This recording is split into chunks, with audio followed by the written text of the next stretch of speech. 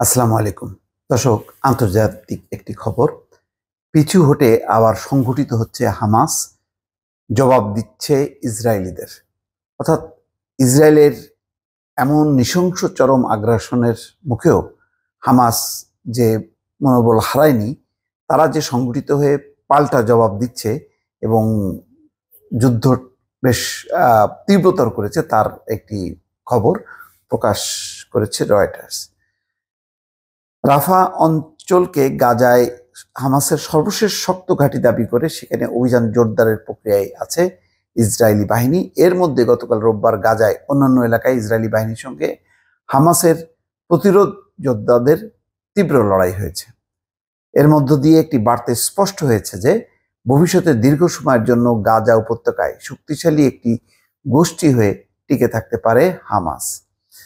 Israeli সেনাবাহিনী ও Hamas দুপক্ষই রোববার জানিয়েছে, গেল সপ্তাহের শেষ দিকে গাজার উত্তরাঞ্চলের বিভিন্ন এলাকায় ইসরায়েলি সেনাদের সঙ্গে হামাস যোদ্ধাদের সরাসরি যুদ্ধ হয়েছে। গত সপ্তাহে ইসরায়েলি বাহিনী রাফায় অভিযান শুরু করার পর বিশ্বের দৃষ্টি যখন সেদিকে, সে সময় গাজার উত্তরাঞ্চলে এই লড়াই হচ্ছে। 7 মাসের এই যুদ্ধে গাজায় এটাই সবচেয়ে পরিচিত চিত্র হয়ে দাঁড়িয়েছে। ইসরায়েলি বাহিনী অভিযান চালিয়ে কোনো একটি এলাকা হামাস যোদ্ধামুক্ত ঘোষণা করে, তবে তা খুব বেশি সময়ের জন্য স্থায়ী হয় না। হামাস যোদ্ধারা আবার সংগঠিত হয়ে লড়াইয়ে ফিরে আসছেন। যুক্তরাষ্ট্রের পররাষ্ট্রমন্ত্রী অ্যান্থনি ব্লিংকেন রোববার বলেছেন যে গাজার শাসনভার কিভাবে চলবে তা নিয়ে ইসরায়েল এখনো কোনো ধারণা দিতে না পারায় তিনি হতাশ। এর অর্থ দাঁড়ায়, গাজায় ইসরায়েলের বিজয় স্থায়ী নাও হতে পারে এবং এর মধ্য দিয়ে সেখানে বিশৃঙ্খলা, নৈরাজ্য ও আবারও হামাসের শক্তিশালী উপস্থিতি দেখা দিতে পারে। তার মানে মার্কিন বাহিনীও বুঝতে পারছে যে ইসরায়েল হামলা করে আবার সরে আসে, তারা টিকতে পারে না। হামাসের শক্তি এবং তার যে সামর্থ্য এবং প্রতিরোধ পাল্টা হামলা, সেই হামলায় ইসরায়েল টিকতে পারে না, ফলে ইসরায়েলও নিরাপদ বোধ করে না। সেই কারণেই একটা হতাশা ব্যক্ত করছে মার্কিন যুক্তরাষ্ট্র যে তাহলে গাজার যেই পরিস্থিতি বা নিয়ন্ত্রণ, সেটা তো হামাসের হাতেই থাকছে।